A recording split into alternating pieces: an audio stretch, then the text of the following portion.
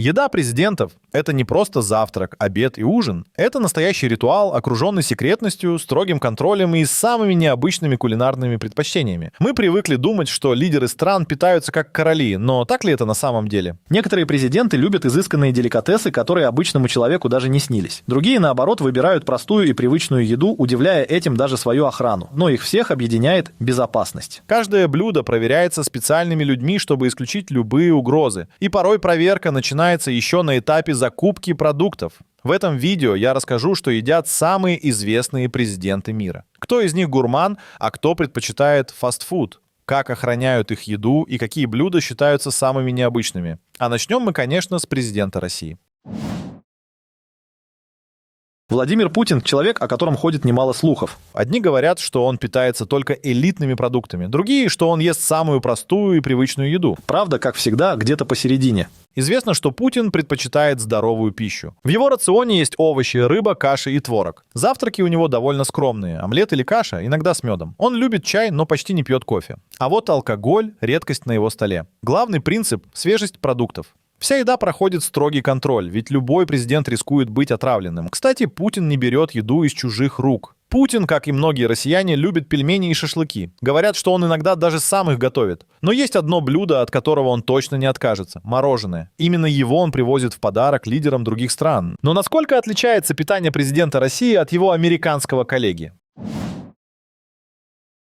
В отличие от Путина, Дональд Трамп не фанат здорового питания. Он обожает фастфуд. И это не шутка. Бургеры, картофель фри, кока-кола – все это занимает важное место в его рационе. Трамп часто заказывает еду из Макдоналдс, KFC и Бургер Кинг. По его словам, это не просто вкусно, но и безопасно. Он считает, что в таких местах меньше шансов получить отравление. Ведь еда готовится массово и для всех одинаково. Но есть у него и элитные предпочтения. Например, стейки, причем он любит их очень хорошо прожаренными. Настолько, что некоторые повара даже называют это преступлением против мяса. Еще один интересный факт – Трамп практически не пьет алкоголь. Он говорит, что видел, как злоупотребление спиртным разрушает жизни, и поэтому сам избегает этого.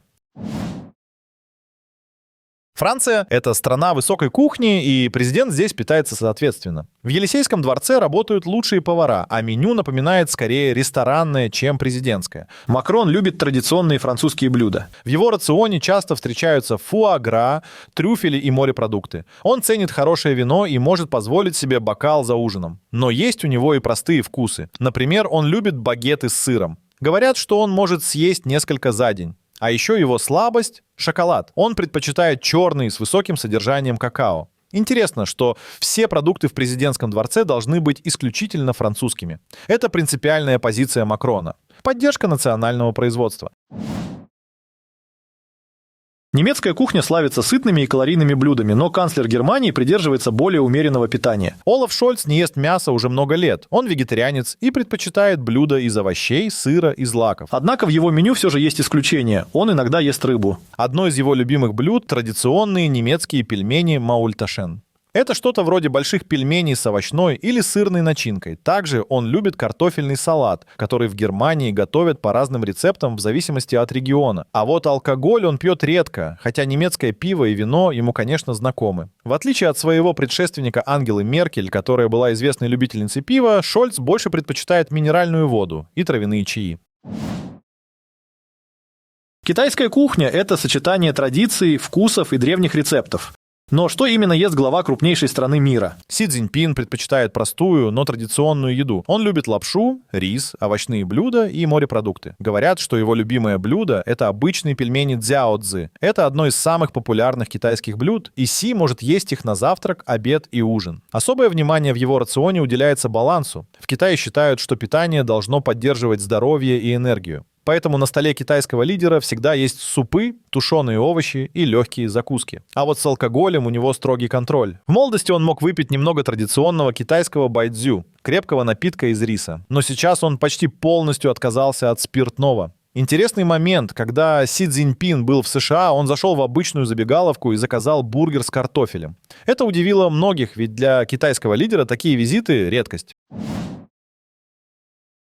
Турецкая кухня богата специями, мясными блюдами и традиционными сладостями. И президент Турции полностью разделяет любовь к национальным угощениям. Эрдоган часто ест кебабы, блюда из баранины и чечевичный суп. Турецкий завтрак – один из самых разнообразных в мире, и президент тоже его любит. Оливки, сыр, яйца, лепешки, мед – все это можно найти на его столе по утрам. Но больше всего он любит особое блюдо – карниярек. Это баклажан, фаршированный мясом, с томатным соусом и специями. Очень вкусное и сытное блюдо, которое популярно в Турции уже сотни лет. Сладости – это отдельная тема. Эрдоган не может устоять перед лукумом и пахлавой. А вот кофе пьет не так часто, предпочитая обычный черный чай.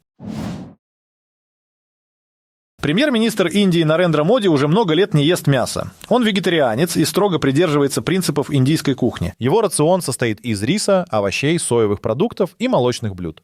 Он очень любит традиционные индийские лепешки, роти и различные карри, а вот острые блюда, которые так популярны в Индии, он старается избегать. Моди почти не ест в ресторанах, предпочитая домашнюю еду. Он также следит за своим здоровьем и соблюдает строгий режим питания. Одна из его традиций – пить теплую воду по утрам и есть легкие блюда без лишних специй. Еще один интересный факт – он не пьет чай с молоком, хотя это один из самых популярных напитков в Индии. Вместо этого он выбирает травяные настои и лимонную воду. Но давайте переместимся в Южную Америку и посмотрим, что ест лидер Бразилии.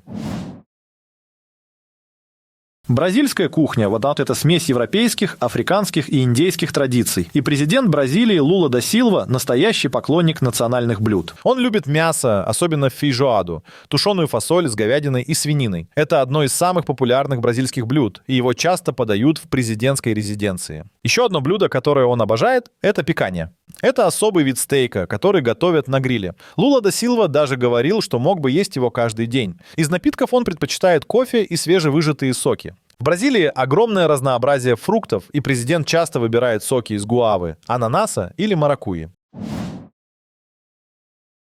Итальянская кухня известна на весь мир, и премьер-министр Италии Джорджия Мелони – большая поклонница национальных блюд. Она любит пасту, особенно карбонара, спагетти с яйцами, сыром и беконом. Это одно из самых популярных блюд в Риме, где она родилась. Еще одно ее любимое блюдо – осо буко. Это тушеная телячья голень с овощами, которая очень популярна в Северной Италии. Интересно, что Мелони редко ест десерты. В отличие от многих итальянцев, она не фанат тирамису и каноли. Но зато она любит сыр, особенно пармезан и горгонзолу. А вот кофе – это святое. Итальянцы пьют его много, и Мелони не исключение. Она предпочитает эспрессо, без сахара и молока. Аргентина – страна, где мясо занимает центральное место в культуре питания. И президент Альберто Фернандес полностью разделяет эту традицию. Одно из его любимых блюд – знаменитый аргентинский асадо. Это разновидность барбекю, где мясо долго жарят на открытом огне. Говядина в Аргентине считается одной из лучших в мире, и президент точно знает, как ее правильно готовить. Еще он любит миланесу – панированную и обжаренную телятину, которая чем-то напоминает итальянский шницель. Это популярное блюдо в аргентинских семьях, и Фернандес не раз говорил, что ел его еще с детства. Из напитков он предпочитает мате – традиционный аргентинский чай, который пьют из специального сосуда с металлической трубочкой. Его можно увидеть с этим напитком даже во время официальных встреч. Японская кухня – это сочетание традиций, минимализма и свежих продуктов. Премьер-министр Японии Фумио Кисида придерживается принципов здорового питания, но у него есть и любимые блюда. Одно из них – унидон.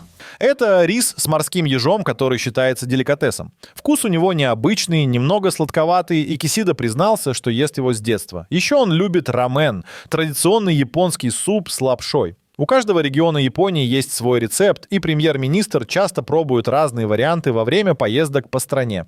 Интересно, что Фумио Кисида любит мясо. В отличие от многих японцев, которые предпочитают рыбу, он ценит хорошее вагю – мраморную говядину, которая буквально тает во рту.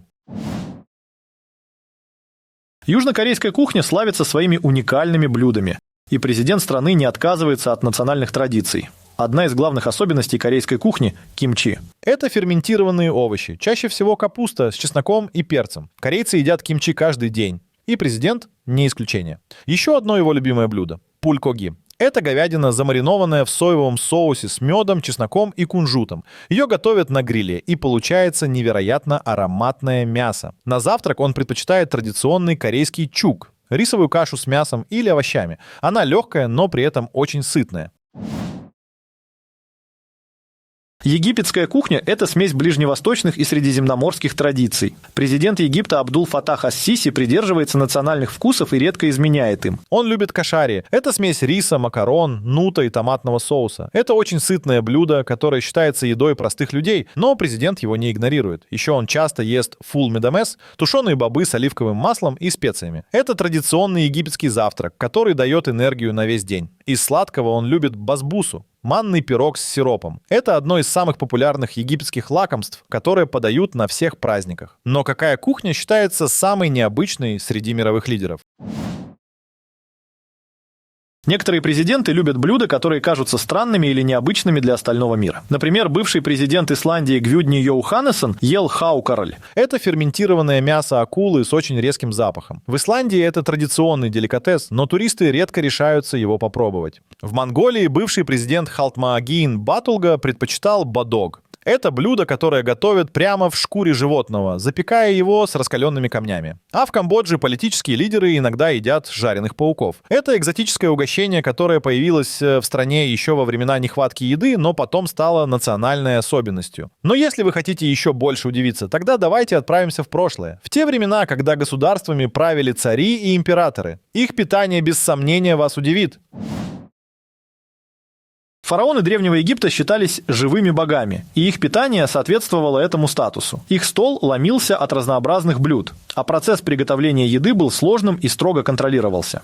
В рацион фараона входили хлеб, овощи, фрукты, мясо и огромное количество меда. Хлеб в Египте выпекали из эмеровой пшеницы. Это один из древнейших злаков. Его часто покрывали тмином, кориандром и маком. Фараоны любили мясо, но его ели не так часто, как можно подумать. Основным белковым продуктом были рыба, утки, гуси, голуби. Говядина считалась роскошью, и ее могли позволить себе только высшие слои общества. Интересный факт: египтяне первыми начали делать фуагра. Они откармливали гусей, чтобы их печень становилась особенно нежной. Но самой большой слабостью фараонов были сладости. Мед использовался практически во всех блюдах, а из фиников и орехов делали десерты, которые напоминали современные восточные сладости. Римские императоры были известны своими пиршествами. Их трапезы могли длиться по несколько часов, а иногда даже дней. Одним из главных деликатесов была гарум. Это ферментированный рыбный соус, который добавляли почти в каждое блюдо. Он считался признаком богатства и стоил дорого. Императоры ели много мяса. В меню входили кабаны, олени, зайцы, павлины и даже фламинго. Говорят, что император Гелиогабал любил блюда из языков фламинго и павлинов, считая их особым деликатесом. Фрукты и овощи были обязательной частью трапезы. Особенно ценились инжир, виноград, гранаты и оливки. Их подавали с козьим сыром и медом. А вот десерты поражали своим разнообразием. Римляне делали пироги с орехами, инжиром и сыром, заливали их медом и вином. Китайские императоры были известны своим изысканным питанием. Их кухня включала сотни блюд, а готовкой занимались целые армии поваров. Одним из самых удивительных блюд был суп из гнезда ласточки. Это редкое лакомство из застывшей слюны ласточек считалось невероятно полезным и стоило огромных денег. Императоры ели много утки и свинины. Пекинская утка, которую готовили по особой технологии, была одним из главных угощений во дворце. Мясо мариновали в меду и специях, а затем запекали в печи до хрустящей корочки. Но больше всего они любили рис. Причем белый рис считался королевским, а черный – пищей исключительно для императоров. Обычным людям его есть запрещалось. Вино в Китае делали из риса, и его подавали на пирах вместе с экзотическими фруктами – личи, манго и драконьим фруктом. Людовик XIV, известный как Король Солнца, любил роскошь во всем, и его стол был настоящим произведением искусства. Король ел 4 раза в день, и каждая трапеза превращалась в зрелище. Он мог пригласить сотни придворных, чтобы они смотрели, как он ест. Это было не просто обедом, а демонстрацией власти. В его меню всегда присутствовали дичь, рыба, экзотические фрукты и лучшие вина Франции. Один из его любимых деликатесов – индейка с трюфелями. В то время индейка считалась редкостью, и позволить ее себе могли только богатейшие люди. Людовик также обожал свежие овощи. Чтобы обеспечить его стол спаржей и артишоками в любое время года, при его дворце разбили специальные теплицы, новшество для того времени. Десерты были особой слабостью короля. Он никогда не отказывался от крема, пирога или фруктового желе. Но больше всего Людовик обожал шоколад, который в те времена только начинал завоевывать Европу. Русские цари устраивали настоящие пиршества, которые могли длиться по несколько дней. На таких застольях подавали сотни блюд, а количество слуг, занятых в процессе, доходило до нескольких сотен. Одним из главных блюд на царском столе был стерляжий пирог. Огромный рыбный пирог с осетриной или стерлядью. Это считалось символом богатства и могло подаваться только к особым событиям. Еще одно любимое блюдо – запеченный лебедь. В России его готовили с яблоками, специями и сметанным соусом. Это блюдо было обязательным на больших праздниках. Каши тоже играли важную роль в рационе царей. Особенно популярной была гусятина с кашей, жареный гусь, начиненный гречкой. Десерты царского стола включали медовые пряники, варенье из редких ягод и сбитень, горячий напиток на основе меда и специй. Но самое удивительное – это количество людей, задействованных в процессе.